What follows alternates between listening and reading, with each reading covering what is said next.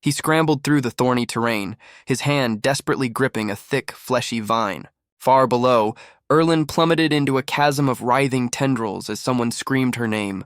The boy cried out, promising his brother would be there soon, begging her to just wait. A cold sweat broke out on his brow, as pure, unadulterated fear consumed the young man. He was consumed by crimson phantoms, regretting that he hadn't just kept running without looking back. Ghoulish spirits swarmed the terrified youth, their skeletal hands clawing at him from all directions. The boy wondered if he could have grasped the hand that reached for him through the vortex. A chilling voice answered his unspoken question with a simple, devastating, "No, brother." The shadowy figure tilted his chin up, whispering that it had been far too late for a long time. A blinding light pulsed as the voice declared it was all his fault for his foolishness back then. Her distorted, smiling face confirmed that his actions had trapped them in this hellish place. In a sunlit meadow, the alchemist Eden shared a gentle moment with a small, curious creature. The scene shifted to a vast, verdant forest under a clear and peaceful sky. Suddenly, agonized screams echoed through the woods as a woman tended to a convulsing man. The reflection in an observer's eye captured the man's body, writhing in excruciating pain. The afflicted man, his face a mask of rage, lunged forward screaming for blood. Eden swiftly moved behind the frenzied villager, restraining him before he could cause any harm. With a precise strike to the neck, the alchemist incapacitated the rampaging man. A woman cried out for Medini, as a device on her arm began to shine brightly. While Eden held the still screaming man, his small winged companion hovered, ready to assist. The alchemist firmly stomped his boot on a small, dark creature that had fallen to the ground. As the strange bat fluttered away, Eden realized with disappointment this wasn't the one he sought. He assured the worried family that the man was parasitized by a leech bat from the humid marshlands. The youth explained the creature's parasitic nature, which causes bloodshot eyes and a craving for blood. The grateful wife thanked Alchemist Eden, promising to provide the reward they had previously discussed. With a warm smile, Eden gently pushed the pouch back, stating the reward was fine, but he had one question. The woman insisted he accept the 10 million bic, declaring that with this payment, their debt to him was settled.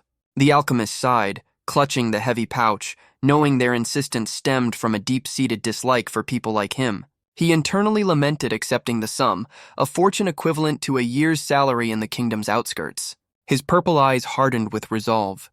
Despite the discomfort, the young man knew he had to proceed with his mission. The youth asked if they had ever heard of similar cases, as the family tended to the still recovering man. He specified his inquiry, asking about creatures like vampires, which caused the woman's eyes to widen in sudden fear.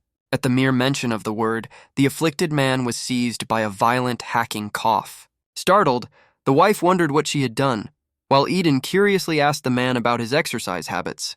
A log updated his vampire search today 2601, as the exhausted alchemist urged his companion to move on. The sun began to set over the quiet rooftops of a nearby town, casting long shadows across the streets. A small child dressed in a cape lunged forward with a playful roar, declaring himself to be a vampire. Eden calmly assured a concerned noblewoman that the boy was merely imitating a villain and meant no real harm. A small red pouch of coins was tossed onto the dusty ground before the alchemist. The woman sternly stated this was his reward, making it clear they considered his help completely unnecessary. She scolded her daughter Lucy for the vampire imitation, lamenting that such behavior forced them to hire unpleasant people. Seizing the opportunity, the alchemist cheerfully asked if they had heard any rumors or stories about actual vampires. His question was met with a sudden violent reaction as a man nearby coughed intensely. The search log updated again as the fallen man cursed the name of vampires, and his family prepared to fight. Later, the young man continued his inquiries, asking a local baker if she knew anything about the creatures. His question earned him a glob of spit on his boot, another tally in his long and frustrating search. Under the cloak of night, he approached two wary villagers, once more bringing up the topic of vampires. The inquiry was met with hostility, as one of the men raised a shovel, threateningly marking another failed attempt. His persistence led to him being chased by knights, forcing a hasty escape over a stone wall. After years of fruitless searching, the alchemist finally collapsed in exhaustion, letting out a long, weary sigh. Lying spent in the grass, the alchemist lamented that his body couldn't endure this constant rejection. Turning to his small companion, he muttered that it wasn't as if he intended to harm anyone. Suddenly, a familiar boy with a mischievous grin hugged his head, reminding Alchemist Eden of his promise. Startled and bleeding, Eden cried out in disbelief at seeing the persistent child once more. The young pursuer confidently explained that he knew the area well enough to follow the alchemist anywhere. Getting close, the boy passionately begged to be taken as a disciple, wanting to become a super alchemist. He revealed he'd read about Eden in a magazine, which the alchemist now bitterly regretted agreeing to. Recalling the useless premium information he received for the interview, Eden listened to the boy's desperate plea. The traveler flatly refused, advising the aspiring alchemist to attend the official academy for a proper education. The boy countered that real experience was more valuable, certain he could learn faster under Eden's tutelage. Intrigued by this unwavering resolve, the alchemist decided to test the youth's knowledge about his profession. A confident smile spread across the boy's face as he prepared to answer. He proudly declared his extensive self-study, having already mastered the basics from books and magazines. The child even boasted of his physical readiness, demonstrating a lightning-fast tree-climbing technique. He concluded that all he needed was ether, the source of alchemy, to begin his practice. Eden expressed genuine surprise, impressed that the boy even knew about the existence of such a substance. Pondering this, the alchemist conceded that the idea wasn't impossible, as ether was an infinite power source. The boy's eyes lit up with excitement, assuming that alchemists must possess most of the world's ether.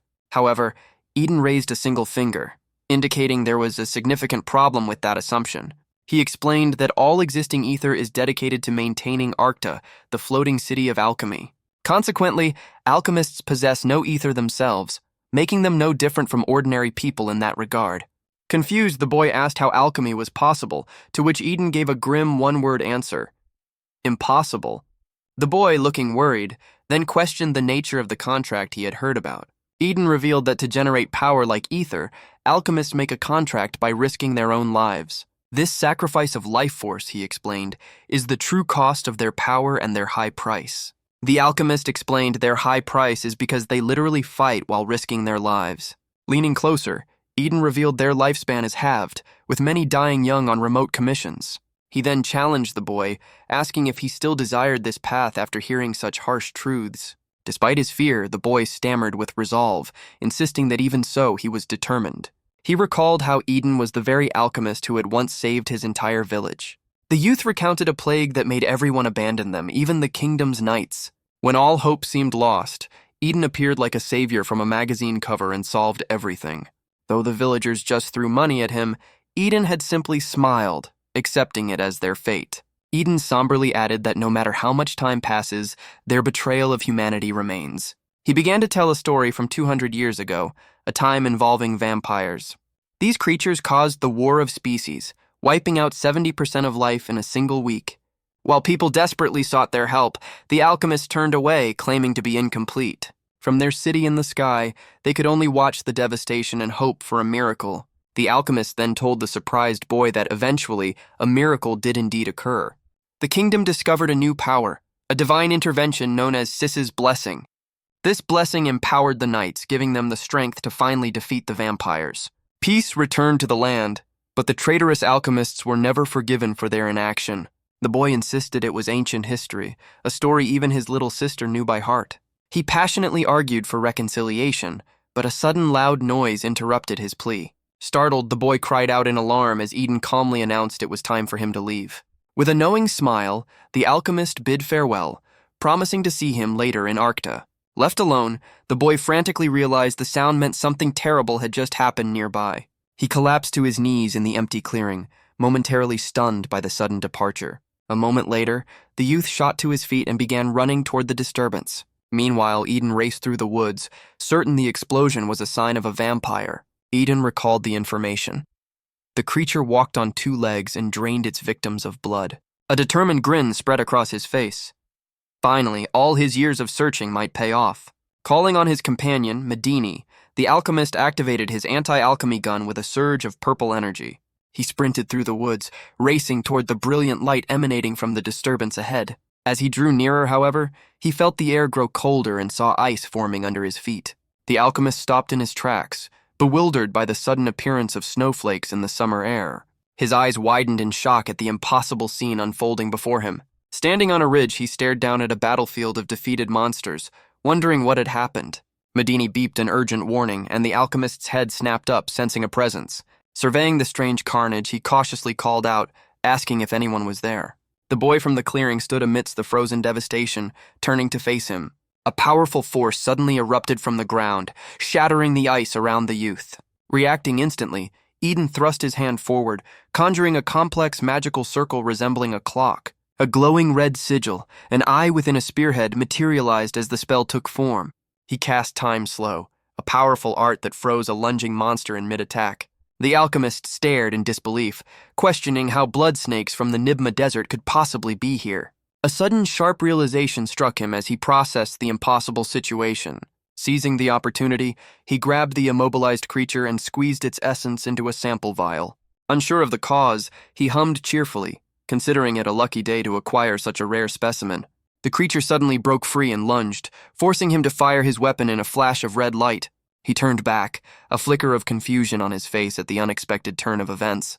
The boy stood over the fallen beasts, a small figure lying nearby, remarking that it was just as he expected. Eden slapped a hand to his forehead, groaning that he knew this would become troublesome the moment they met.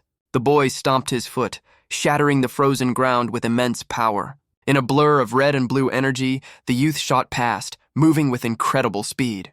The young alchemist activated his power, bending the flow of time to a crawl against the swarming beasts. The multi-headed blood snakes hissed, their fangs bared as they lunged through the distorted space. Seeing his chance, the other man grinned, remarking that with so many targets he could finally act. His weapon flared with orange light as the combatant declared that any counterattack would be far too late. A devastating phantom bullet shot erupted, unleashing a storm of crimson energy that tore through the area. The gunslinger stood amidst the aftermath, confirming his suspicion that these creatures were the source of local rumors. Eden rushed to the fallen figure, Medini, anxiously asking about their condition while a small creature beeped. The injured person refused medicine, weakly stating there was no need since they were going to die soon. Stunned, the boy asked what they meant, his eyes falling on a bloody hand holding a broken device. Eden recognized the object with a start, questioning if it was a life seal. The dying alchemist offered the device, telling the youth he would understand if he opened it. Taking the compass, the boy realized another alchemist must have come to this place before him. Upon opening it, a red dial revealed that the user's time had already passed the fated dead hour. He understood the life seal had been overtaxed by the sheer number of blood snakes they had faced. An inscription identified the owner as Nex Ero of the Frost Alchemy Corps, a name he'd never heard.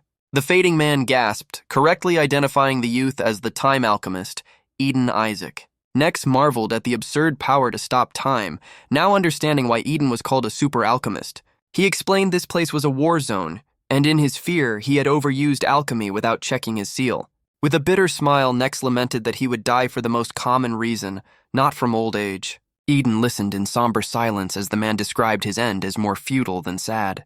The dying alchemist resigned himself to the cursed fate of those who use life as a raw material. The boy then asked if there was anything the man wished to leave behind. Nex said there was nothing, for he was always prepared, though a single curiosity remained. He told Eden that as a special existence, a different kind of ending surely awaited him. With his final words spoken, the light in the Frost Alchemist's eyes began to fade completely. As brilliant blue butterflies fluttered around, Eden Isaac confirmed the Frost Alchemist was dead. One iridescent insect landed on the youth's neck, making him wonder about their sudden appearance. A blood-stained hand suddenly seized the boy's wrist with a chilling, vice-like grip. The time alchemist's purple eye widened in sheer terror at the unexpected and powerful grasp. A mysterious voice commanded Eden to listen, directing him toward a lightless forest near Creatio Kingdom. The entity revealed that deep within the woods, a lost vampire lay sleeping. Stunned, the young man demanded to know who spoke, overwhelmed by the incredible power. The voice issued a grave warning about a monster inside that had transcended death. The hand then released its hold, dissolving into a cascade of crimson light. The vision faded, leaving the alchemist alone again with the deceased man and the butterflies. Clutching his wrist, Eden urgently called out for his companion, Medini, as a beep sounded. He leaped skyward, convinced he must follow the blue butterfly to understand the strange encounter. The boy scanned the forest canopy from above, desperately searching for the elusive insect. His search continued, believing the butterfly had to be somewhere nearby in the woods. Frustration and anxiety mounted as the young alchemist could not find his mysterious guide. After hours of fruitless searching, the youth was completely drained and exhausted. He collapsed with a sigh, lamenting his failure to find his quarry. Medini assured him Mr. Iroh's death signal was sent, but Eden was focused on his report. Traveling onward, he resolved to trust the information about the vampire despite its mysterious origin. The time alchemist's gaze hardened with a renewed sense of purpose and determination. Opening a locket, he looked at a photo, recalling the 7-year search he was undertaking. A flicker of hope ignited within him. He might finally be able to finish his work. Meanwhile, in a sun-dappled grove, a vibrant green butterfly danced through the air. The insect fluttered over a field of wildflowers, approaching a dark, waiting figure. It came to rest on a woman in black, joining another on a stone embedded in her chest. The butterfly's iridescent wings trembled, sensing an unseen disturbance in the tranquil air. A terrified man groveled on the ground, pleading for his life from a looming shadow. He desperately swore to keep the truth about vampires a secret from the world. His promise was cut short by a swift, merciless strike through the darkness. A chilling whisper commanded silence, warning not to wake the sleeping young lady. The aftermath was grim, the voice demanding a quiet so absolute not even breathing could be heard. Amidst the fallen, a lone figure stood, the command for quiet echoing over the scene. Observing from afar, Eden smirked, finding the eerie situation more intriguing than expected. He stood before a forest of pure darkness, confirming it matched the strange rumors. As a crow cawed from a branch, his small companion let out a soft beep. A weathered no-entry sign confirmed his suspicion this was undoubtedly a trap. Nevertheless, the alchemist stepped into the gloom, certain a vampire was waiting inside. The bizarre nature of the lead filled him with a sudden, exhilarating burst of energy. He ventured deeper, convinced any effort was worthwhile if it led to his quarry. Using flashlights, the youth called out into the oppressive blackness, asking if anyone was there. His voice grew more urgent as he pleaded for a response from the silent void. He and his companion continued their search, their lights cutting through the endless dark. The two beams swept back and forth, illuminating nothing but the ground before them. He found it strange that after an hour his eyes still hadn't adjusted to the gloom. Just as he noted the lack of any presence, his light fell upon a pair of feet. Startled, he frantically asked Medini if it also saw the human legs that just passed. Suddenly, a hand gripped his ankle from the shadows and he cried out in shock. A voice declared, "Got you," as he was pulled down, realizing it was an arm. Lying on the forest floor, he dazedly asked Medini if it heard that voice. The voice spoke again, coldly asking if he was the one who killed Mr. Iroh. Alone in the oppressive darkness, the young man glanced back, his flashlight cutting a lonely path. Utterly bewildered, he questioned what on earth had just transpired in the disorienting gloom. He spun around in the void, desperately calling out for Eden, asking where his companion was. A sudden, unseen event caused him to cry out in sheer terror. A chilling voice declared it had caught him too, commanding him to die. Time seemed to warp as a sharp object was driven into his side by an unseen assailant. He gasped as a sharp pain lanced through his neck, the attack swift and vicious. The attacker's eye glowed with a malevolent crimson light in the suffocating darkness. Lying defeated, he grimly wondered if this was why no one ever escaped the forest alive. His mind raced with the horrifying realization that headless corpses were charging at him. He identified the creature as a ghoul-type monster, confident he knew countermeasures for living corpses. His plan formed. Throw the cloth from his bag directly at the creature's face. He dodged and threw the object, causing the headless figure to stumble back violently. Watching the twitching form, he understood this was no simple ghoul he had just faced. He addressed the fallen entity, deducing it was a spirit trapped within this cursed place. The body glowed ominously as he noted time alchemy's influence would have been absolute otherwise. As the red energy faded, he realized the entire forest had felt unnatural from the start. The lack of sunlight or obstacles meant this was an artificially created space, not a real forest. He then questioned the spirit's purpose, wondering if it was guarding something mentioned in rumors. The rumors spoke of a sleeping vampire, and a sharp fang suddenly emerged from the creature. The spirit raged, accusing him of also coming to harm the person it was protecting. A bead of sweat traced his temple as he processed the creature's furious accusation. Time slowed once more as the spirit's blade descended for a final, decisive strike. He caught its arm, stopping the blow and asking if that person was the vampire. With a disarming smile, he assured the spirit he only wished to meet them, not harm them. The spirit's shadowy form pulsed with rage, questioning how he dared disturb its master's slumber. Looming over the alchemist, the guardian promised him a uniquely cruel end for his transgression. As time warped, the youth recalled that 200 years had passed since the Great Species War. He mused that despite the passage of time, vampires remained a source of fear for humanity. Consequently, the Knights of Creator Kingdom continued their hunt to eliminate all surviving vampires. The spirit's voice seethed with resentment, cursing humans and insisting its young lady never wanted war. A memory surfaced of a young girl trembling, the guardian explaining she was more afraid than anyone. Her small hand clutched a surface, a silent testament to her overwhelming terror. The spirit raged that she was condemned simply for being a vampire, calling all humans the same. The accusation struck the young man, who recoiled slightly, the spirit insisting he was no different. He lowered his head, offering a sincere apology for past events and acknowledging vampires were also victims. Tightening his grip, the alchemist declared this was precisely why his visit was not mere curiosity. He stated his purpose was a business proposal, formally requesting to meet its master, Lady Annie. To prove his resolve, he guided the blade into his own chest, offering his life as collateral. He warned that the knights would eventually discover this sanctuary and harm the sleeping Lady Annie. With unwavering conviction, the youth vowed to protect her, even at the cost of his own life. A desperate intensity filled his eyes as he pleaded, revealing this was a long-held desire. The guardian's voice echoed, demanding to know the reason worth risking everything for. The alchemist began his story, explaining an alchemist had taken his sibling after a terrible accident. He named the culprit as Ivan, a man who practiced the forbidden arts of alchemy. A painful memory of his past helplessness flashed by, but he asserted that now he was different. His eyes glowed as he revealed his plan to gain an immortal body through vampire blood. With this power, he would reclaim his sibling and enact his revenge, which is why he needed Lady Anne. The spirit considered his quest for revenge, noting his sincerity was a cause it could understand. Convinced by his earnest plea, the guardian decided to give him a chance, surprising a small companion. The guardian presented a horrifying test, conjuring a spectral figure it called Medini, the alchemist's pet. It was a cherished, family-like being, the spirit noted, as a stained knife appeared at the youth's feet. The ultimatum was clear. Kill the creature with the knife to earn a chance to see the young lady. Without a moment's hesitation, the young man lunged forward, striking the spectral form decisively. He then brought the knife's pommel down hard on his small, owl-like companion, felling it instantly. Standing over the still creature, he declared his sincerity proven, shocking the guardian with his resolve.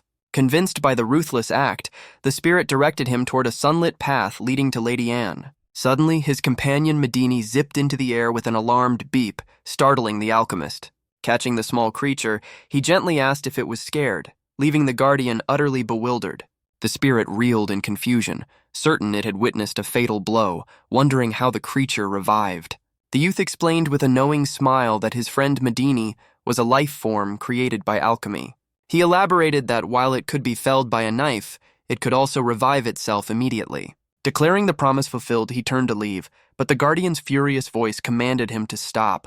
Enraged by the deception, the spirit's shadowy tendrils ensnared the youth, threatening to tear him apart. Unfazed, the alchemist calmly stated he wasn't trying to deceive it, noting they were both desperate.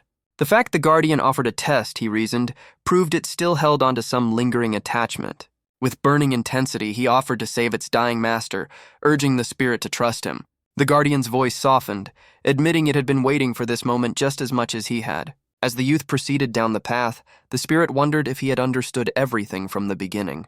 The spectral guardian stood alone in the forest, its form seeming to fade with the wind. It silently apologized to its mistress, admitting that even though deceived, it had felt a spark of hope. A faint hope lingered that perhaps this time would be different as the youth walked on. The alchemist ventured deeper into the vibrant, sun-drenched woods, his small companion flying alongside him. He suddenly stopped, his purple eyes widening in realization as he gazed ahead. At last he had found her, a woman in a black dress pinned by a runic stake. In a sunlit meadow, a small, white, rabbit-like creature sat among the flowers with a grumpy expression. Suddenly, the alchemist's larger companion popped up behind the small creature, startling it with a rustle of petals. The two familiars watched as the youth wondered aloud if this was the monster that raged 2 centuries ago. A flicker of confusion crossed the alchemist's face as he processed the scene before him. He recognized the wound was from his sister's power, explaining why even a vampire couldn't recover from it. The sudden realization sent a wave of weakness through his body, and his legs buckled beneath him. Collapsing, he apologized for letting his guard down, admitting his body had lost all its strength. He praised his companion Medini for their hard work, murmuring that he could now get closer to Erlin. A memory surfaced of a younger him, looking utterly stressed while clutching a bouquet of flowers. He had worried about his surprise party, knowing how perceptive the recipient was. Just then, a hand had clamped over his mouth, his surprise completely foiled. His sister had chided him, saying his face gave everything away and he would surely be caught. She had then pushed his cheeks up into a wide, practiced smile to demonstrate. A bright-eyed girl had then declared that with such a smile, she would definitely not be caught. Back in the present, the alchemist forced his own face into a dark, strained version of that smile. He asked his companion how it looked, claiming he now seemed perfectly relaxed as Medini beeped uncertainly. Feeling composed, the young man rose and turned his attention back to the unconscious woman. He gently pinched her cheek, questioning if this was truly the face of someone 200 years old. Her peaceful appearance was far from the monstrous image he'd held, a fact he found amusing. She seemed more like an ordinary person than he ever could have imagined. Leaning over the runic stake, he resolved that he would find out the truth once he woke her. With a surge of determination, he prepared to administer the cure. He opened a small case revealing 2 crimson gems, acknowledging Medini's beeps of encouragement. This was blood vitalization, the essence of alchemy, a rare substance created only twice a year. He recalled Marie's specific instructions for its use, noting this situation felt different despite its severity. He placed the gem on her chest, praying it would have an effect as it sank into the wound. The 3rd chapter began, titled Awakening from Deep Sleep, with the trio poised for the outcome. A sudden flash of awareness cut through the darkness of her long slumber. Her vision blurred, slowly focusing on a young man asking if she was coming to her senses. The alchemist leaned closer, anxiously asking if she was okay as Medini beeped with concern. Her eyes opened, revealing crimson irises that stared ahead with a cold, unnerving stillness. The woman's sharp red gaze swept over her surroundings, taking in every detail. She found herself in a sunlit meadow, bewilderedly questioning what and where this place was. Wondering if she was alive, a fragmented memory of fleeing in a feral state surfaced in her mind. Her consciousness fully returned, and she became aware of the thick ropes binding her body. The blonde-haired youth sighed in relief, admitting he feared the worst after an hour of no response. He gently informed her that, though hard to believe, 200 years had already passed. The War of Species ended in humanity's victory, he explained, assuming she fell asleep while escaping.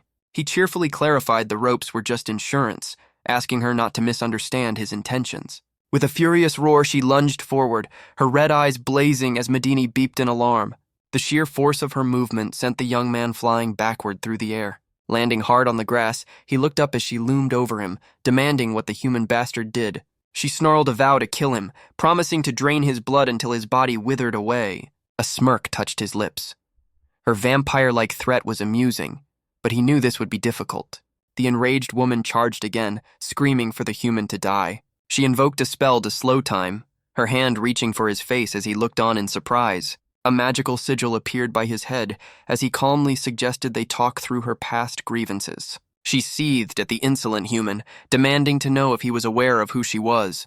Her attempts to command him failed, and he regretfully informed her that her orders were useless. He decided it was time for introductions, revealing his name as Eden Isaac, the Time Alchemist.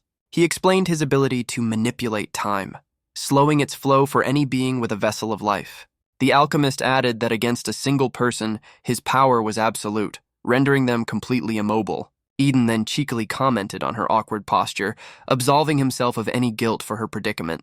Flushed with rage, she demanded he release her immediately and tell her what he wanted from her. A satisfied smirk appeared on his face as he noted she was finally ready to talk and get to the point. He revealed his need for vampire blood to find his younger sister, who was kidnapped 8 years ago. Her crimson eyes widened in disbelief as she questioned if he truly desired to become a blood servant. Eden confirmed it, explaining alchemy's limitation of consuming the user's life despite its great power. He had heard that blood servants could receive vampire blood, thereby gaining an immortal body to overcome this limit. Clenching his fist, the young man declared with conviction that he desperately needed this power to become stronger. He proposed a deal, reminding her that knights still hunt vampires despite humanity's victory 2 centuries ago. In exchange for her protection, he would receive her blood and become the servant he so desperately wanted to be. The vampire remained silent, her gaze sharp and calculating as she weighed his unexpected offer. She internally lamented waking to a lost war after 200 years, finding this new development incredibly troublesome. Realizing any attempt to resist was futile against his absolute power, she reluctantly conceded that she understood. With a strained expression, she pleaded for him to release her from the time spell quickly. The moment the spell broke, she collapsed, prompting a concerned Eden to ask if she was all right. He stumbled back, insisting he had released her immediately, while his small companion fluttered anxiously nearby. After composing herself, she acknowledged his alchemy was interesting but scoffed at a weak human proposing a deal. The position of blood servant was for the strongest warrior, she snarled, not for someone with his shabby motivations. Turning away, she reasoned there was no point wasting energy since he wouldn't kill her, and his power was finite. She bid the alchemist farewell, grateful for his help but declaring their association was over. Desperate not to lose her, Eden called out, pleading for her to wait and look at what he held. He frantically presented an Alchemy magazine, explaining it featured only the strongest alchemists in the world. With a proud flourish, he pointed to his exclusive interview, boasting it was a feat only true masters could achieve. With a weary sigh, the vampire looked down at the magazine, muttering about what a bastard he was. Eden panicked internally, realizing his bluff failed and desperately considered kidnapping her as a last resort. Suddenly, her demeanor flipped. She snatched the magazine, declaring him the perfect candidate to be her blood servant.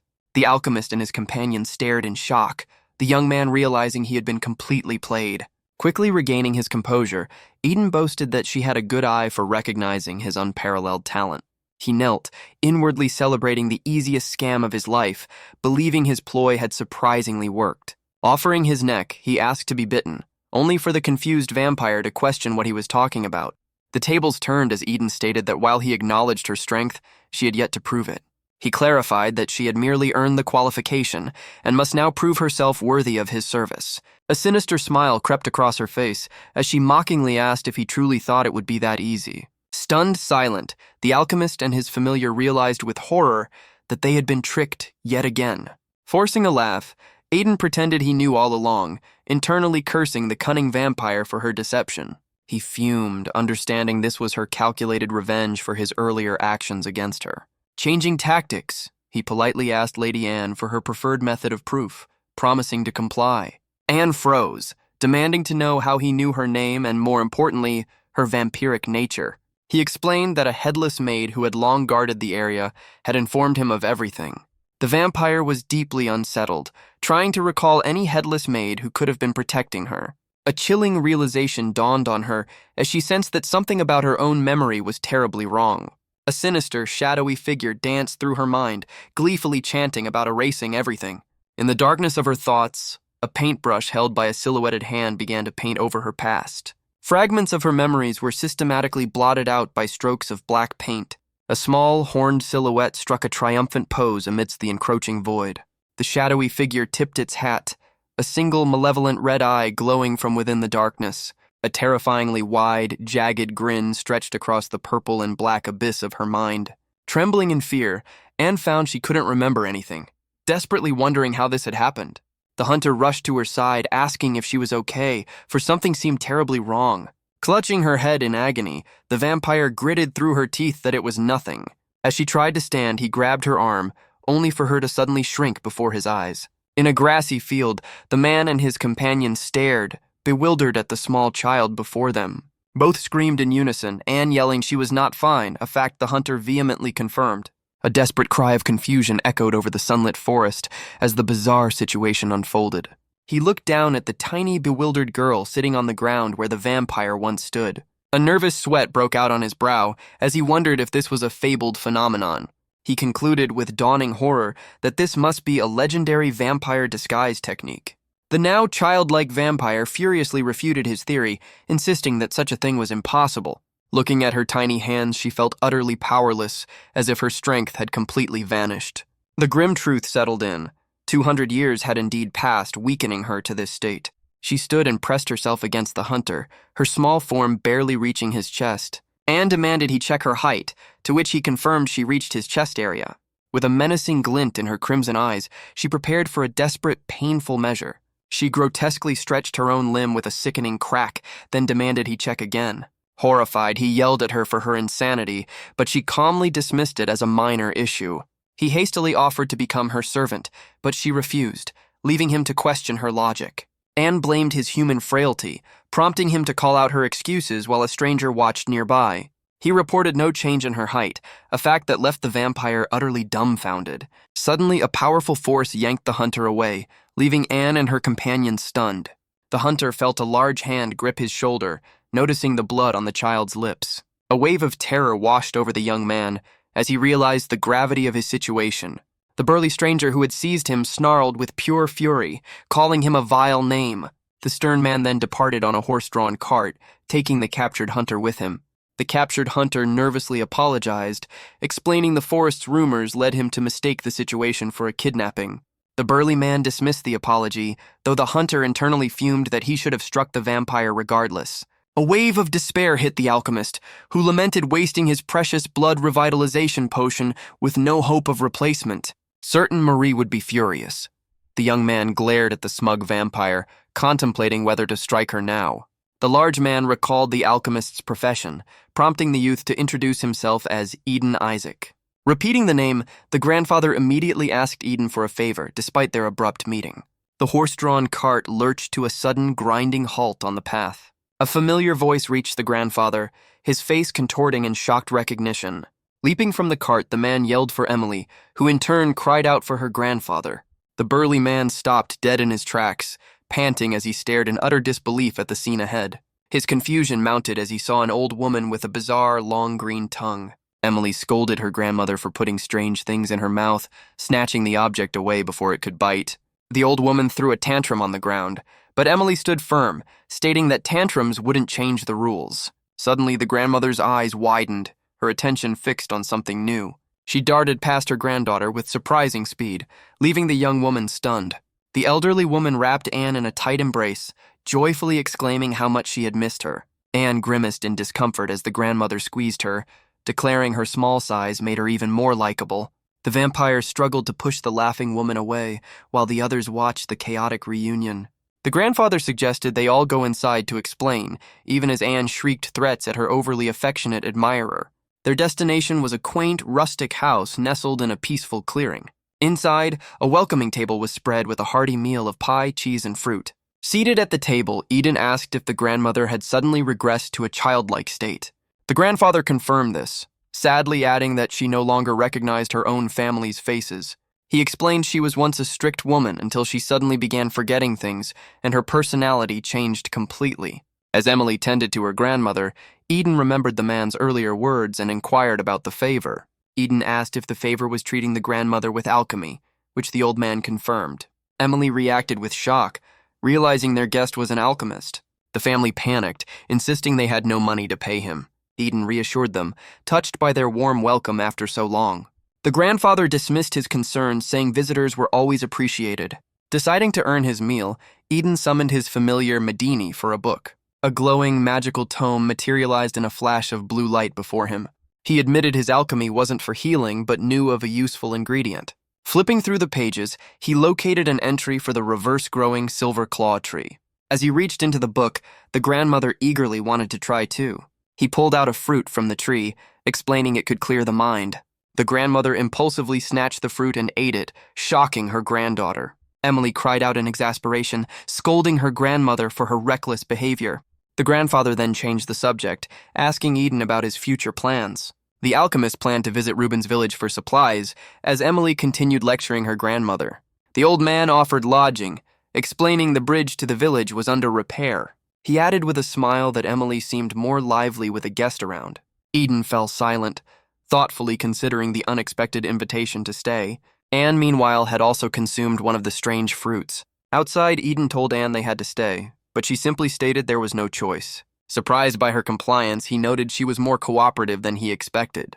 Anne warned him not to mistake it for cooperation, threatening to leave if he acted foolishly.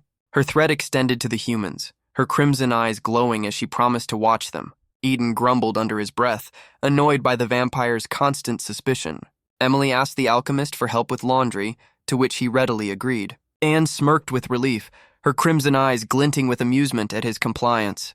Her gaze sharpened, a predatory glint revealing her true, watchful nature. Suddenly, a ball of mud splattered across her face as Emily commented on the fine weather. The old woman then joyfully proposed a mud fight, declaring it a favorite local pastime. Stunned and soiled, the vampire questioned how anyone could possibly enjoy such a thing. Her fury erupted in a fiery aura as she vowed to destroy them all for the indignity. Unaware, the humans played tag while a glowing blue butterfly landed nearby, observing them. The ethereal insect fluttered down to a mysterious figure, who whispered that they were found. A white-haired girl announced she had located Eden Isaac and his vampire companion. Her dark-haired attendant questioned her decision to meet them without orders from Lord Ivan. She affirmed her choice with unwavering certainty, ready to proceed. Elsewhere, a purple-eyed young man resolved to see for himself what made Eden so special. A sudden chill ran down Eden's spine, his head whipping around as if sensing a distant gaze. Night fell, and the small house glowed with warm light against the starry sky. Inside, the alchemist carefully unfolded a warm blanket. He gently draped it over the sleeping grandmother, hoping it would be warm enough. The old woman murmured in her sleep, finding it fascinating how similar they seemed to humans. Eden exhaled, a sense of peace washing over him in the quiet house. Emily emerged from her bath refreshed, though Anne fumed silently with a dark aura. Apologizing for her long bath, Emily found Eden and a sulking Anne in an awkward silence. Eden leaned close to the vampire, quietly asking if anything had happened while he was gone. He recoiled, suddenly feeling an overwhelming killing intent radiating from the girl beside him. A quick flick of a finger sent a drop of water flying. The small creature sat contentedly with a cool compress on its head. In the bath, Anne had actually been enjoying herself, much to Emily's quiet surprise. Emily desperately apologized to a stoic Anne while they were in the bath together. The vampire demanded to be released, but Emily explained her sick grandmother genuinely seemed to like her. Trying to clarify, the girl insisted it was just excessive affection, but Anne demanded space, a plea Emily denied. To make amends, Emily promised to wash the vampire's hair properly, lathering it with suds. She playfully created Medini bubbles, leaving Anne utterly bewildered and upside down in the tub. Now dressed, the vampire girl fumed silently, vowing to never bathe with anyone again, as Eden watched nervously. A cup was suddenly offered to the brooding girl. Emily cheerfully presented the drink, explaining it was the best part of bathing, prompting a realization in Anne. The vampire reflected that despite the human's proximity, she had felt no anger or typical urges. Sipping the warm milk, she found the unfamiliar lack of memory to be a disgusting, unpleasant feeling. Yet a moment later, a bright, cheerful expression bloomed on her face as she considered this new state. Her abrupt change in mood left Emily, Eden, and the small creature completely baffled. Just then, the grandmother awoke with a loud yawn and a satisfying stretch in her rocking chair. The old woman's eyes suddenly shot wide open with a look of intense focus. Lunging forward, she snatched the cup from Anne's grasp, gleefully declaring the milk was hers. Eden pleaded for his grandmother to return the drink, noting how much Anne seemed to be enjoying it. A sudden, sharp knock at the front door drew Emily's startled attention. Announcing it was her grandfather with vegetables, Emily decided she would go out to meet him. A gloved hand paused on the doorknob as an unfamiliar voice announced their return. A wave of dread washed over Eden, his eyes widening at the intensely dangerous feeling emanating from the door. He stared in confusion as a large, shimmering soap bubble floated from the handle. A vision of a terrified, injured man screamed a desperate warning not to enter the sphere. Eden watched in shock as his own hand became enveloped by the strange, iridescent bubble. With a soft pop, the delicate sphere burst. A violent wave of purple energy erupted from the doorway, throwing everyone in the room backward. Anne reeled back in confusion, shouting about the strange phenomenon, while Emily cried out in fear behind her. A horrified scream escaped Emily as she saw her grandfather lying injured on the ground, outside the destroyed doorway. A mysterious figure with glowing hair surveyed the chaos, looking down at the terrified family huddled in the distance. From the moonlit sky, a winged being descended, demanding to know the whereabouts of someone named Eden Isaac. A blond man unleashed a powerful blast of light from his weapon, yelling the name of his attack. The beam struck the blue-haired individual directly, leaving a devastating injury in its wake. The attacker landed and called out for Medini, just as a shadowy appendage swung down toward him. The massive, dark limb slammed into the ground where the blond man had just been standing.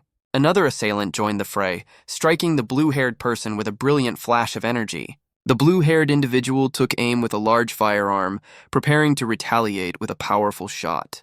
The blond man suddenly had his gun pressed to the stranger's head, demanding to know their identity and purpose. Bleeding, the captive identified the weapon as a legendary gun, acknowledging its immense power. Despite the threat, the blue-haired person's eyes glowed with dark energy as they endured another blow. The blond man looked down at the still form of his opponent, believing the fight was over. Turning his back on the fallen figure, the warrior walked away from the scene of the battle. He rushed to the fallen elder's side, crying out his grandfather's name in anguish and relief. Kneeling, he apologized for his lateness and thanked the old man for protecting their family. Suddenly struck from behind, the blonde man cried out the names of Eden and Medini in agony. The blue-haired assailant was standing again, their eyes glowing with a menacing, vengeful light. Leaning close, the figure whispered a chilling warning into their victim's ear. They declared their intense hatred for being interrupted while holding the grievously wounded man. A final, decisive blow was delivered with a sudden and brutal finality. The blonde man's body collapsed forward, falling lifelessly to the ground. The victorious blue-haired person stood silently over their defeated foe. Gasping on the ground, the fallen man expressed his disbelief, wondering how his opponent was still alive. His mind reeled at the terrible state of his body, realizing he was bleeding far too much. A dark silhouetted figure with glowing purple eyes emerged from the depths of his fading consciousness. Sinking into blackness, the man's last thoughts were of saving his grandfather before his breath gave out. A single luminous blue butterfly alighted gently beside the fallen warrior's head. His eye widened in sudden recognition, realizing the butterfly belonged to a specific person from his past. A memory surfaced of the butterfly's owner, the one who had helped him locate the vampire. Lying defeated, the blonde man finally understood the identity of his powerful opponent. He recalled his grandfather's furious vow to never let any harm come to their family. The vision continued, showing the old man helplessly trapped within a floating purple sphere. From the ground, the injured man saw the sheer terror on Medini's face as she watched. The blue-haired victor whispered the name of their ability, Liberation of Dreams. A powerful crimson energy erupted as the figure walked forward with grim purpose. Their glowing purple eyes held an unnerving and absolute calm. Medini let out a horrified scream, crying out her grandfather's name in utter despair. The young woman stumbled backward, overwhelmed by the immense power being released. The vampire girl, Eden, turned in alarm at her companion's sudden collapse. Rushing to Medini's side, Eden questioned the human's strange and sudden behavior. The vampire shook her friend, desperately trying to get the terrified woman to regain her senses. A flicker of suspicion crossed Eden's face as she observed the scene. The blue-haired assailant now loomed over the vampire, who looked up in apprehension. A sharp cry of pain escaped Eden as she was suddenly seized. The attacker revealed they only helped because the fallen man wanted it, grabbing the vampire's throat. Calling the blonde man weak and useless, the assailant deemed their own efforts a complete waste. Eden struggled defiantly, demanding to know who this person was to act with such impunity. The power flared again as the attacker trapped the screaming elder within their dreamlike prison. A memory flared to life. A young boy falling into darkness, screaming about the terrible things being done to a child. A small, frightened vampire girl trembled on the floor, looking up in confused terror at an approaching figure. An elderly woman stood defiantly before the children, vowing to chase their tormentor to the ends of hell. Eden watched the scene unfold within the man's mind, her red eyes wide with shock as she wondered what had happened. The blonde man's hand twitched as water dripped from his form, a flicker of consciousness returning to his eyes. A sudden, violent blow sent the blue-haired assailant reeling, a dark spray erupting from their chest. As the attacker collapsed, the blonde man stood over them, grimly stating he had found the owner of the blue butterfly. Pointing his weapon forward, the injured alchemist declared that he had a mountain of questions for his foe. The butterfly-clad figure looked up with glowing eyes, mocking the man's efforts as meaningless and questioning his intelligence. A small vial rolled across the ground as the blonde man retorted that his cleverness would soon be revealed. Rising to their feet, the assailant revealed the bullet was coated in blood snake poison, promising an agony of boiling blood. The attacker elaborated that the poison would inflict the worst pain imaginable, a torment that would make death seem a mercy. Kneeling in pain, the alchemist conceded through gritted teeth that the sensation was indeed annoyingly painful. Yet, with a defiant "but," the man raised a single finger, its tip glowing with a faint red light. Before he could act, a shadowy figure appeared and struck him down, leaving the alchemist stunned. The spectral images of the old woman and children from the dream watched the sudden turn of events in horror. The blue-haired assailant's face darkened, a single purple eye glowing as they noted that being interrupted twice was infuriating. With a declaration of liberation of dreams, the entire illusory world around them began to shatter. A cataclysmic explosion of violet energy erupted, obliterating the dreamscape in a blinding flash. The blast left a massive crater in the earth, with two figures standing amidst the devastation. Surrounded by ethereal butterflies, the blue-haired individual sighed and called for someone to come out. A shadowy presence whined about wanting to stay hidden, but the command was repeated with cold authority. A second figure, cloaked in shadow, emerged from the first and obediently answered the summons. The wounded blonde man could only watch from the ground as the dark figure leaped away into the night. The remaining assailant remarked that the plan had failed as expected, dismissing the alchemist's skills before the man weakly asked who they were. A different man, bloodied and aghast, demanded to know the reason for their actions. Eden realized with dawning horror that these might be the rumored Red Hollow. The blue-haired man smirked, admitting that introductions were indeed overdue. He introduced himself as Blythe and his companion as Claire, members of Lord Ivan's family, addressing Eden by name. The alchemist could only hang his head, the revelation rendering him speechless. His eyes shot open in shock as the name Ivan's family finally registered. With a surge of adrenaline, Eden lunged forward, demanding to know where Ivan and Erlen were. Blythe casually tripped the injured man, sending him crashing to the dirt. The assailant knelt, acknowledging Eden's urgency but claiming they shared the same predicament. Grasping the alchemist's face, Blythe explained this was a desperate measure for his slow growth, urging him to try harder. Rising to his feet, Blythe dismissed Eden as useless and told Claire it was time to leave. The man was stunned they were leaving, but Claire coldly stated they had no need for failures. Eden reached out, refusing to let them go as a painful memory surfaced. His desperate plea echoed as the two figures vanished into the night. A voice screamed in his mind, urging the alchemist to use his ghost technique and get up. The blond man's eye snapped open, a strange power glowing within it. He found himself in a barren wasteland with a young girl, asking where Ivan's family had gone. Clenching his fist in the sand, Eden cursed himself for letting them escape. A small creature beeped and leaped into his arms, and he apologized for worrying it. He then turned to the girl, shocked, asking how Lady Anne was still alive. Anne simply reminded him that they were in the same situation. A memory showed Anne facing a dark void that had consumed another. She explained her survival was thanks to Medini, a creature far more useful than him. Her expression hardened as she stated the real problem was something else entirely. Anne revealed that an old man had sacrificed himself to ensure their survival. Anne recalled the old man intended to perish in the bubble, but his sacrifice became meaningless. A memory surfaced of a young woman kneeling, her hands and clothes stained from a recent conflict. Her bloodied fingers desperately gripped the hilt of a sword. She then opened a silver pocket watch, revealing a strange, intricate symbol within its face. With practiced motions, the woman attached the timepiece to a cylindrical device. The device clicked into place, a medical cross symbol now glowing on its side. A younger, injured Eden held the activated item forward as Anne and Medini watched from behind. It unleashed a blinding flash of light, a crimson X blazing at its core.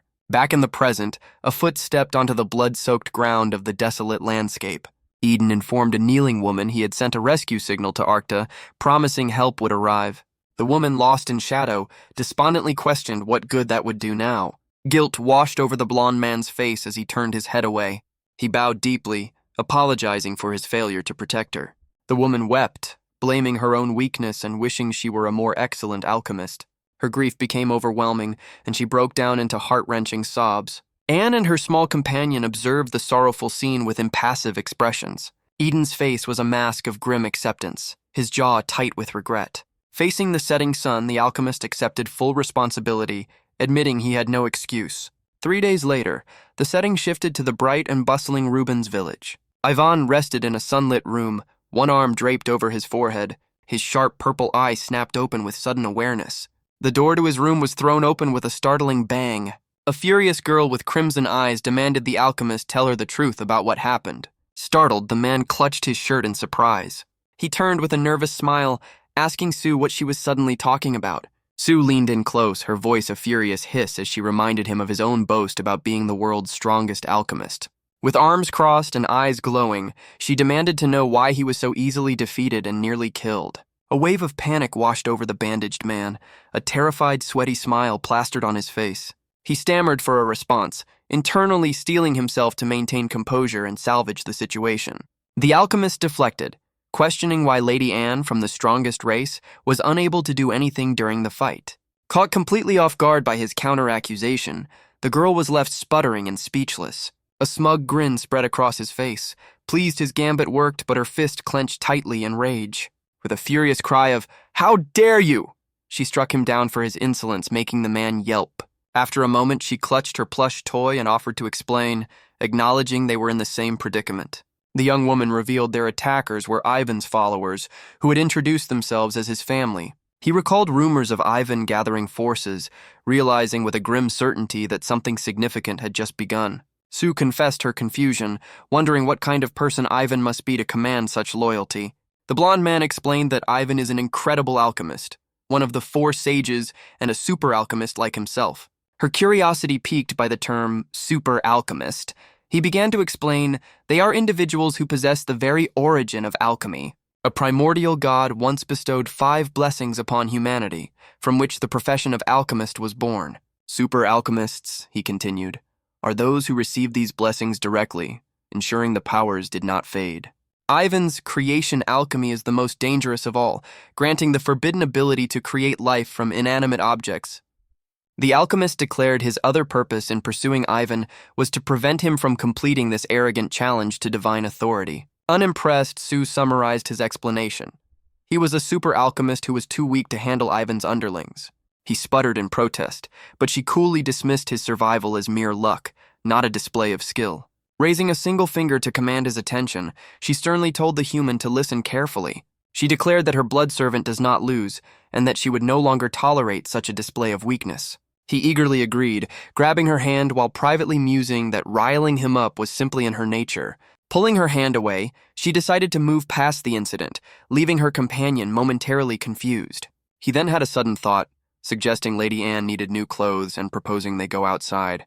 "New clothes?" the vampire repeated, her red eyes wide with surprise at the unexpected suggestion. Without another word, she vanished behind a door, slamming it shut with a resounding bang.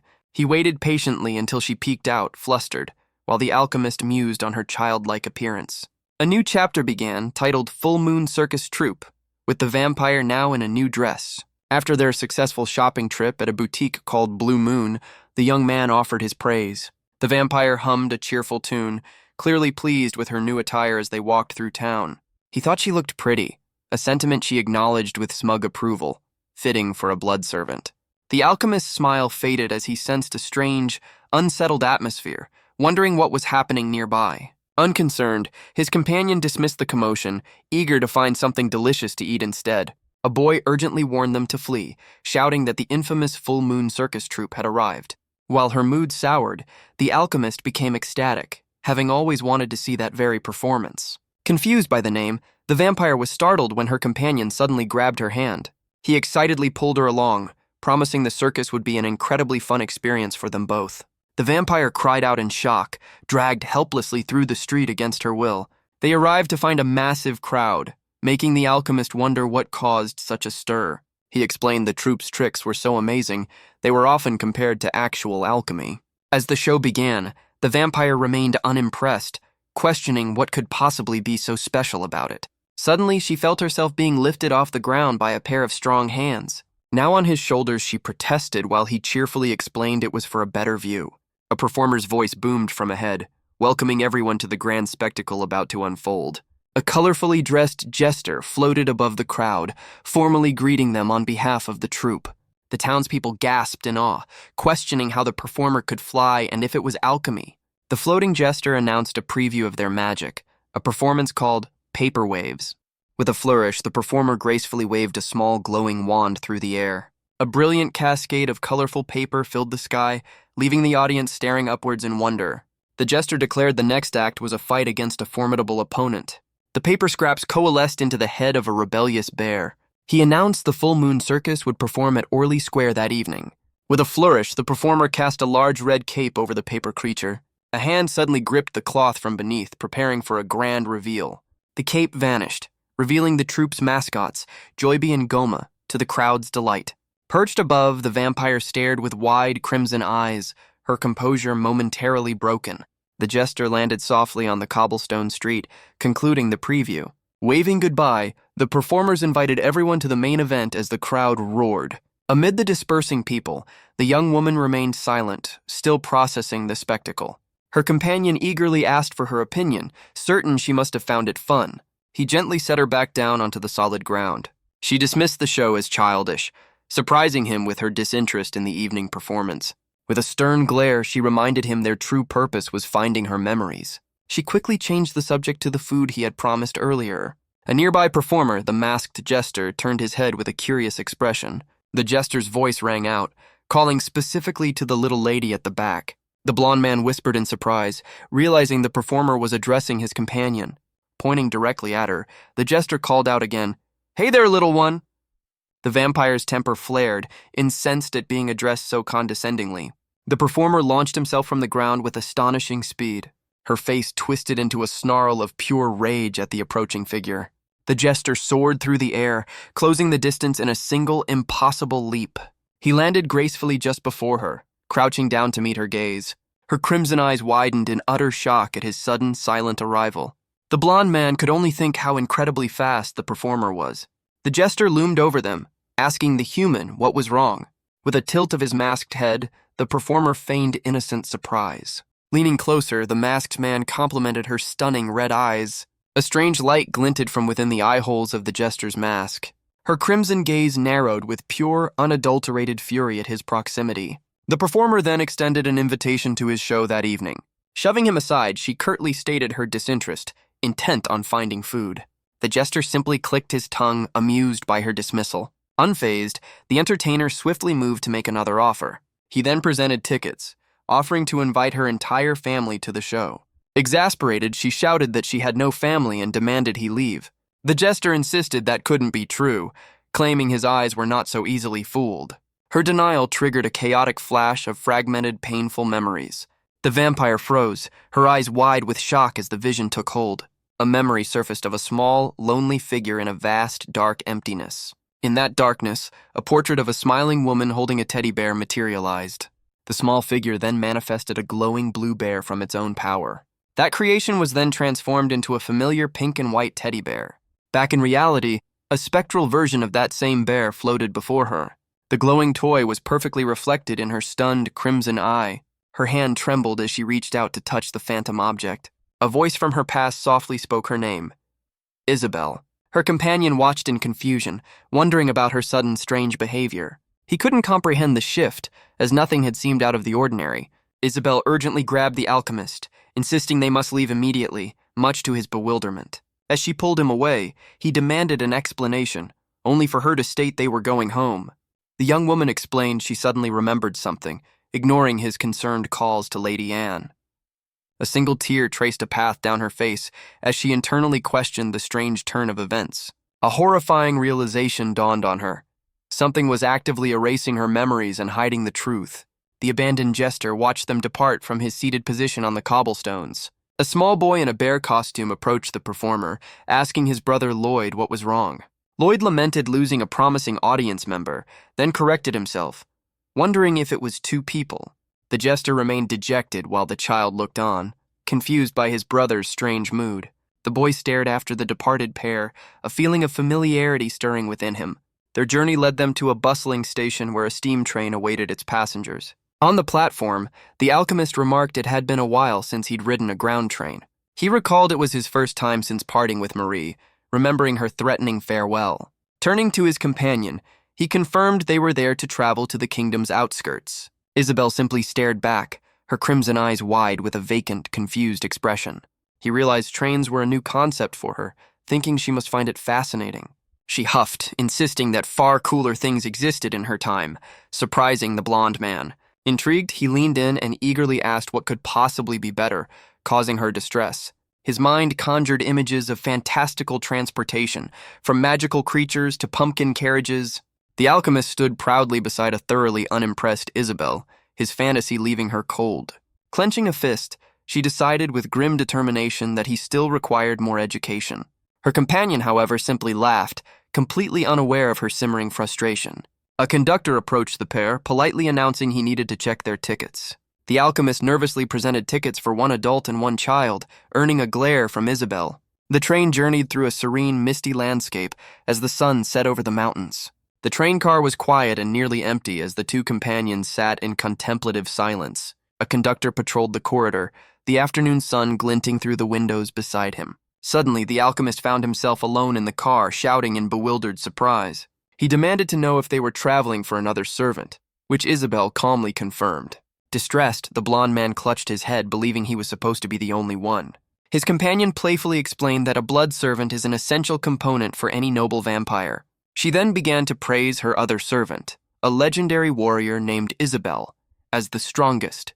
The vampire girl warned him to be nervous, suggesting this senior was someone he couldn't even face. Her companion fell into a worried silence, a bead of sweat forming on his temple. Isabel's tone then grew serious, admitting there was something she had neglected to mention. She revealed their destination, the Wilhelmberg mansion, had burned down 2 centuries ago. The girl suggested he must be disappointed, as there was no possibility the warrior was still alive. With a dark expression, Isabel firmly contradicted him, insisting that she was indeed alive. She clutched her brooch, stating with certainty that as her master she could feel it.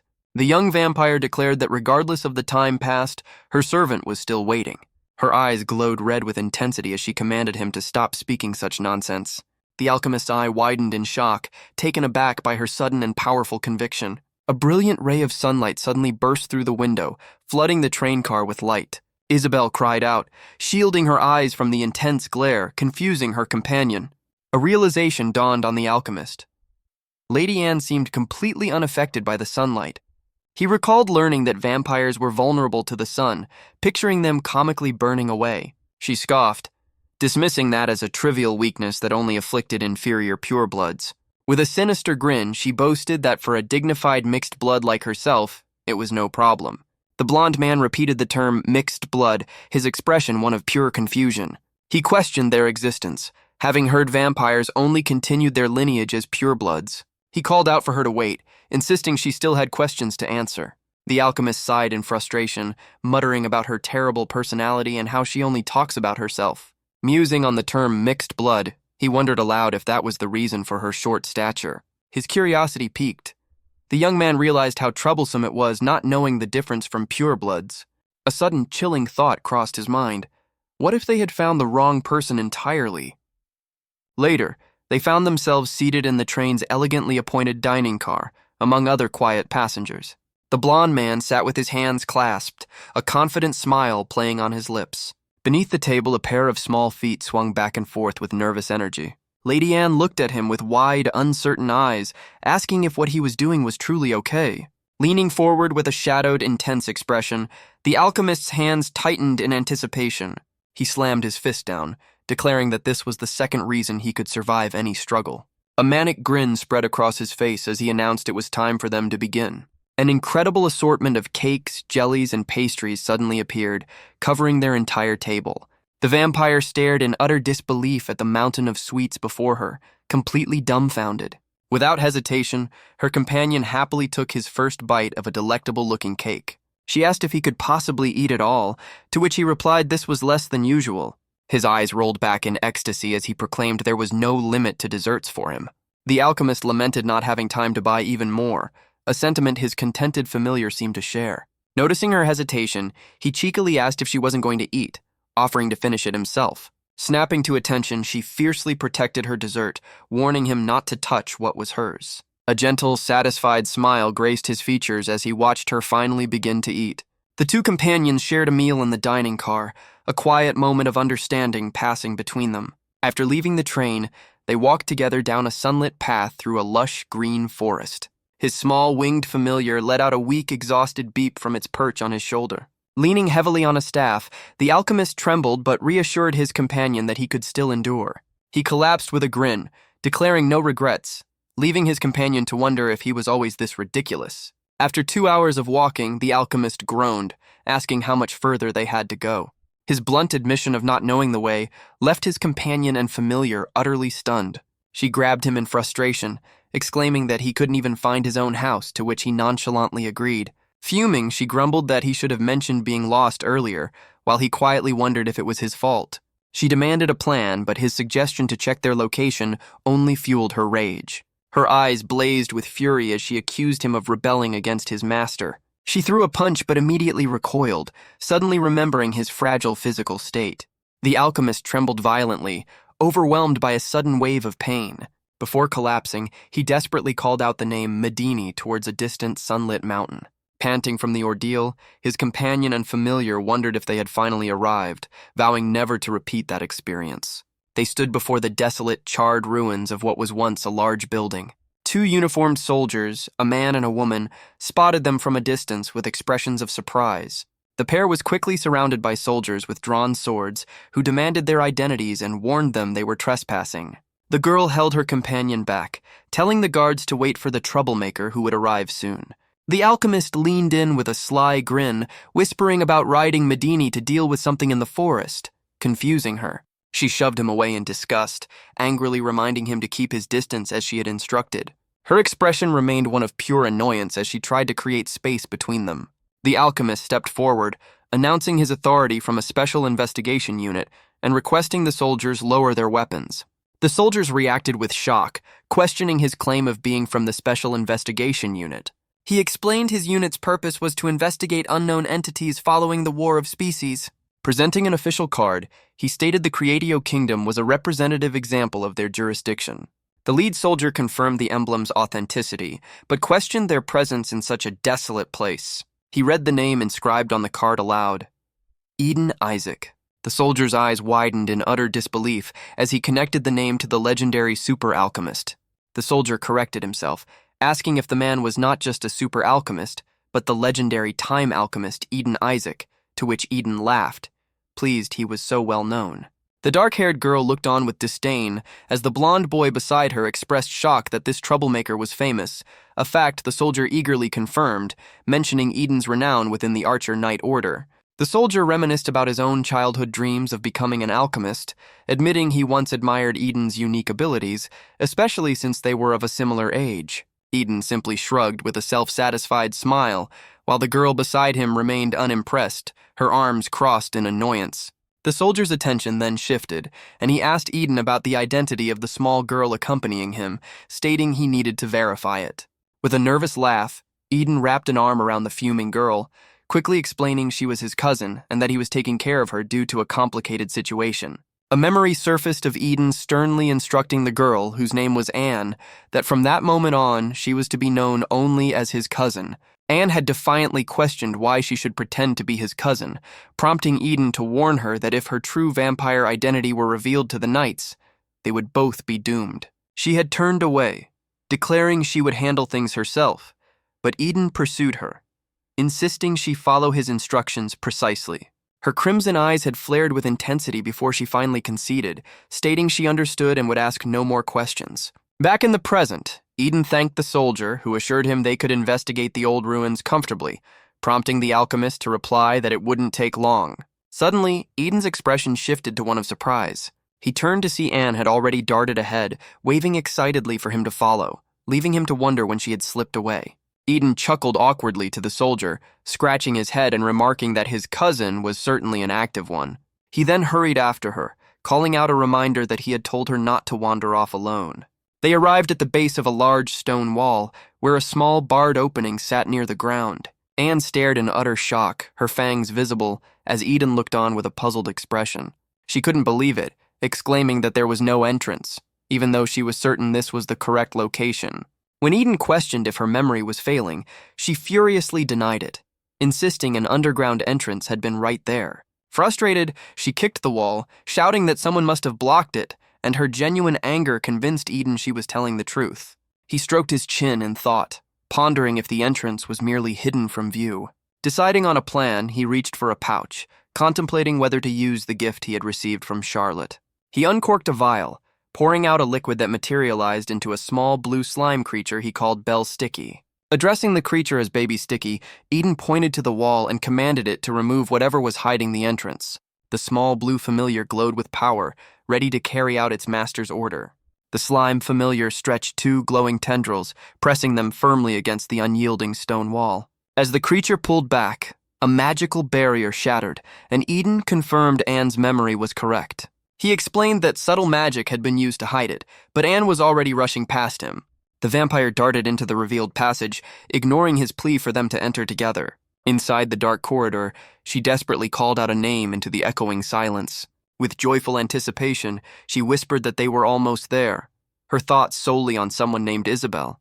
Puzzled by her haste, Eden instructed his other familiar, Medini, to follow her down the stairs. Anne walked down the dim hallway, illuminated only by Medini's light, stopping before a single door.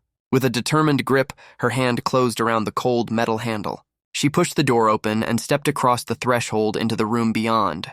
A large, shadowed figure of a teddy bear loomed over them as they entered the chamber.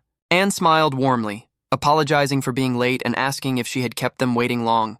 Her gaze fell upon a white teddy bear in a red hood, sitting on a bed as she spoke its name.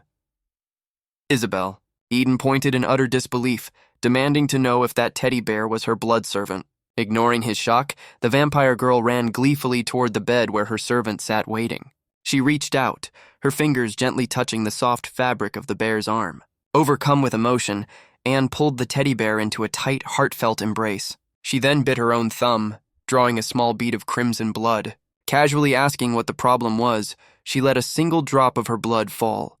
The blood landed on the bear's eye, which began to glow as Eden muttered about the absurdity. A sudden burst of energy erupted, throwing the blonde man backward as a new figure appeared. A tall girl in a red hooded dress now stood where the bear had been, startling Eden. Tears streamed down the servant's face as she asked if this reunion was truly real. Anne smiled gently, assuring her it was no dream and that she had kept her promise to return. In Isabel's tear-filled eye, the faint reflection of a smiling woman lingered like a cherished memory. Tears streamed down Anne's face as she apologized to Isabel for being late. Overwhelmed, Isabel surged forward, crying out her master's name as she pulled the girl into a desperate hug. Isabel confessed through sobs how much she had missed her, having waited every single day for this reunion. She recalled the dark and scary place where she had been sleeping, a lonely figure in an endless void. In that darkness, the thought of Isabel was her only guide, a simple sketch in her mind's eye. The memory of that lonely time brought a somber look to the young girl's face. Anne gently patted her servant's back, promising that they would never be separated again. Eden stared in disbelief, his mind reeling at the impossible sight of a teddy bear transforming into a person. He wondered if blood contracts could affect inanimate objects, especially with a mixed blood vampire involved. A wave of mental exhaustion hit him. Too much new information had been pouring in since yesterday. Suddenly, Isabel's hand erupted with green energy, which swirled into a vortex of thorny vines. The magical vines rapidly coalesced, forming a sharp, menacing blade in her grasp. In a flash, she was before Eden, the thorny blade pressed against his throat as she protected Annie. Isabel fiercely warned the blonde man not to touch a single hair on her master. Her eyes glowing menacingly, the servant threatened him to leave immediately if he valued his life. Anne quickly intervened, telling Isabel to stop and explaining the man was a prospective blood servant she brought. Stunned by this revelation, Isabel stared blankly at the man she had just threatened. Anne gently took her servant's hand, lowering the formidable weapon. Realizing this yellow monkey was her first subordinate, Isabel cheerfully introduced herself as his senior. She immediately began ordering the tired-looking man around, demanding a loud, "Yes, sir," in response. Her final, booming command echoed through the chamber, causing the hanging lanterns to sway. Pacing, Isabel lamented that 200 years had passed, and they had lost the war, questioning what happened. Despite the confusion, she embraced Anne again, crying that she was simply glad her master was alive. Anne nuzzled her servant affectionately, thinking that returning to her childhood form might not be so bad after all. Her mood shifting, Anne gripped Isabel's shoulders, asking if she remembered anything about her past. Isabel pondered the question, admitting that since she was usually asleep, her knowledge was limited. But she did recall her master always looking haggard in the past. A memory surfaced of her asking a weary Anne about her troubles, only to be told it was okay. Isabel then added that surely the vampire queen must remember Molly. The name meant nothing to Anne, who looked up with a blank expression, questioning who Molly was. Isabel recoiled in shock, demanding to know how her master could forget the human maid she had relied on so exclusively. The revelation stunned Anne, who muttered in disbelief that she, a vampire, had relied on a mere human. The new servant, overhearing this, voiced his concern, asking if Anne was unwell and questioning the existence of a human maid. His mind flashed to a grim figure, prompting him to ask if they were referring to the headless maid who guarded the forest. With a heavy sigh, Anne decided to confess the truth, admitting to the young man that she had lost all her past memories. The servant leaped back in astonishment, his previous deference replaced by a shocked cry as Anne sat wearily on the bed. The vampire queen explained that it seemed someone had tampered with her mind, leaving most of her memories either blurry or completely gone. As Anne added this was why finding Isabel took so long, the servant spun around, angrily demanding why she was only revealing this crucial fact now. Anne looked up, taken aback by his outburst, as he insisted that their cooperative relationship demanded she share such vital information. His face hardened with frustration as he stressed that their partnership was supposed to be built on trust. Anne shot back, questioning what reason she had to trust him, to which he retorted by asking who else she could possibly trust. Isabel interjected from the bed, telling the servant he should simply be grateful to know the truth at all.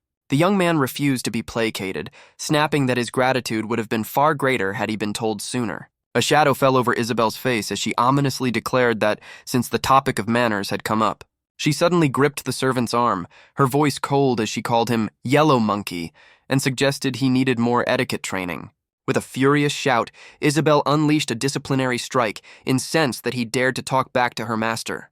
The devastating blow sent the man flying, his body slamming into the ground with enough force to shatter the stone floor. Far away, a group of soldiers felt the tremor, looking around in confusion and alarm at the sudden earthquake. Lying in the newly formed crater, the servant trembled with fear, realizing that a direct hit would have been instantly fatal. Isabel blinked in surprise at the result of her own power, letting out a small sound of acknowledgement. She then laughed awkwardly, admitting she misjudged her strength after so long, before smugly telling him he should have listened, a sentiment Anne gleefully echoed. A wide, malicious grin spread across Anne's face as she savored the delightfully chaotic scene. Anne gloated from the couch, ordering the alchemist to kneel as he lamented coming without any allies. Suddenly, the young man lunged across the floor, startling Isabel with his abrupt movement. He called out Isabel's name, and the maid instantly snapped to attention, replying with a crisp, "Yes, sir." Soldiers burst in asking about the earthquake, and the alchemist assured them that everyone was fine. The guards praised the Eden alchemist, awestruck that a mere mistake could possess such destructive power. Suggesting they had seen enough, the alchemist proposed they all leave the eerie, newly discovered space. Anne agreed they no longer needed the area and urged everyone to depart quickly. The soldiers thanked the Eden alchemist for his hard work as he walked past them up the stairs. The sun began to set, casting a warm, orange glow over the silhouetted treetops. Walking through a forest path, Anne wondered who might have lived in the basement they just left. She dismissed the location as a useless remnant of the past they would never need to see again.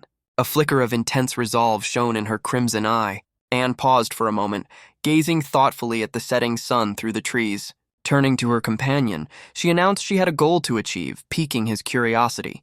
With fierce determination, she declared her intent to create a large, unshakable, and powerful family. The alchemist smiled warmly, telling her that it was a wonderful plan. His expression froze as a sudden, unsettling thought struck him, realizing something was terribly wrong. He reasoned his goal was possible now that he had Isabel back, but then frantically wondered where she was. A cold dread washed over him as he realized Isabel had no reason to have vanished so suddenly. The young man's eyes widened in dawning horror as the grim possibility became clear. A sharp blade dripped with a dark, viscous liquid.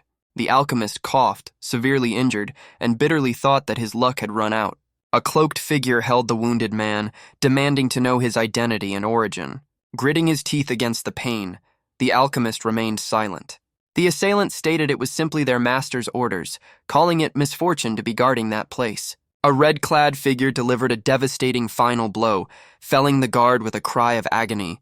The lone assailant stood victorious amidst the carnage, having dispatched all the guards in the area. With a light twirl, the young woman in the green dress turned away from the scene. She happily skipped off, eager to report her success to Master Anne and perhaps earn some praise. Under a fiery sunset, the alchemist and a young girl were watched by circling crows. The companion assured him Isabel would return soon, as she was only running a simple errand. He laughed nervously, wondering if his concern was too obvious, but dismissed it as his usual worrying. The blond man explained his fear of her getting lost was unfounded due to their blood connection. He confidently stated she could find him even in hell, but then paused with a thought. The true issue, the traveler mused, was determining when they could return to that place. His companion suddenly screamed in frustration, declaring the entire situation to be incredibly annoying. She then let out an enormous, exasperated sigh, closing her eyes in weariness. Inside a carriage, the young man announced their arrival as the girl clutched her teddy bear.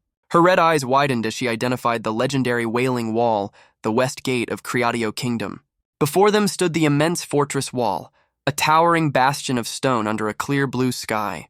The girl explained this was the only wall that withstood the Great War of Species. She stared up in resentment, recalling it as the fortress her people could never conquer. Her companion urged her to stop sightseeing so they could hurry inside the massive gate. The alchemist cheerfully greeted two guards inside the tunnel, while his companion watched silently. Startled, the two soldiers quickly snapped into a nervous, sweating salute for the visitor. He smugly patted the girl's head, much to her visible and intense irritation. Now in another cart, she complained about having to ride again to reach the gate's center. The alchemist explained the human lands had quadrupled in size since the war, leaving her stunned. He continued that their desperate victory ironically led to a larger, more prosperous human kingdom. A small creature added that humans were now expanding their influence, no longer weak and scattered. They gazed upon a magnificent city, the proclaimed golden age of humanity stretching before them. The alchemist asked his companion if she could feel the vibrant energy, so different from the outskirts.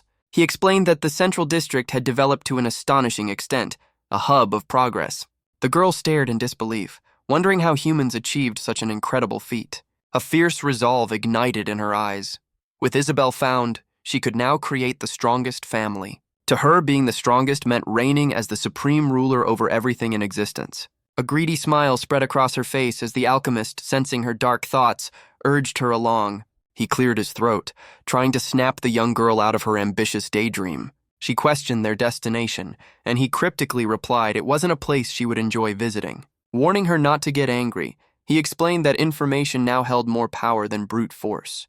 Her face darkened with displeasure as she silently contemplated this unfamiliar concept. Information is the ultimate weapon, he declared, as they entered the Archer Knight Order headquarters.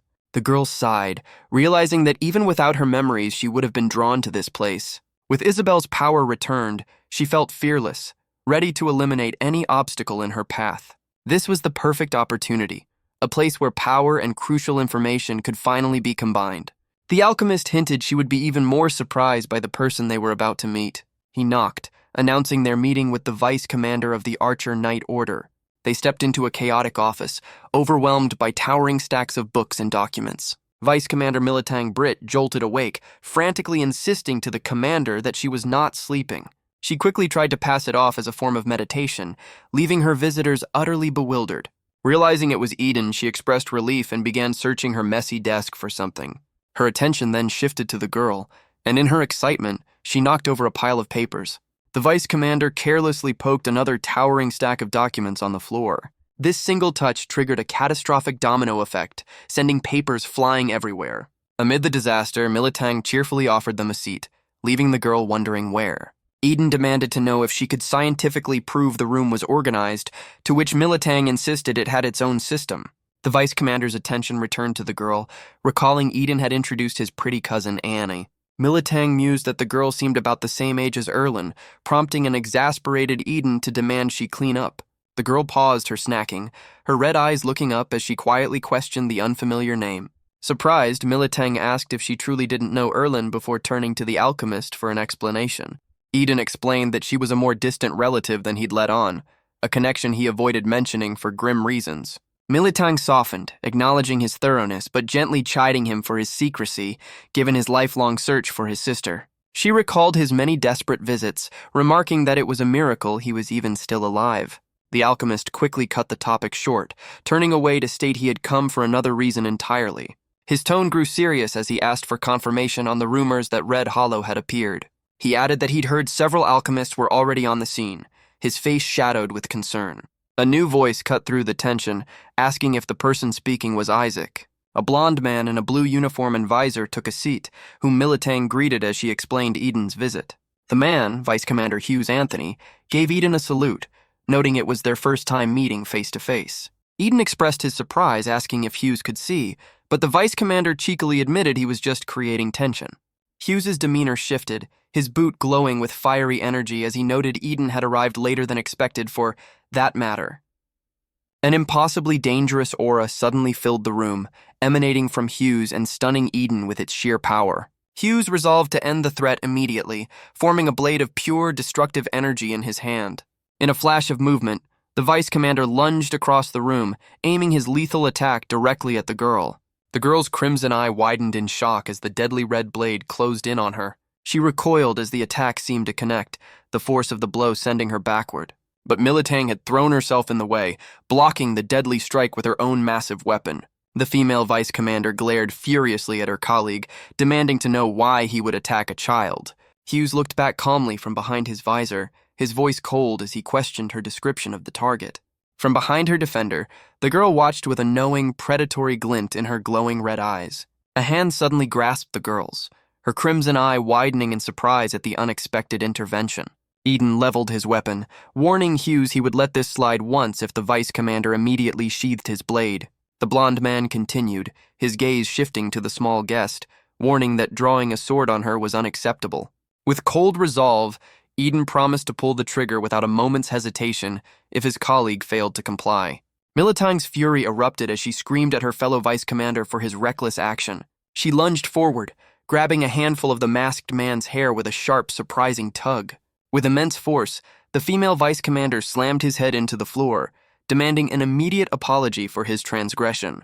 As others restrained the downed man, Militang turned to the child, asking if she was hurt and promising severe retribution.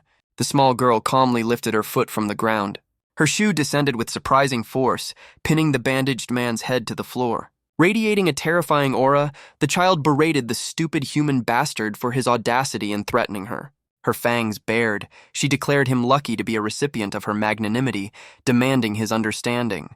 Eden and his companion watched the display, both stunned into a nervous silence by the girl's sudden dominance. A strange sense of relief washed over them, with Eden admitting that seeing someone else suffer felt surprisingly good.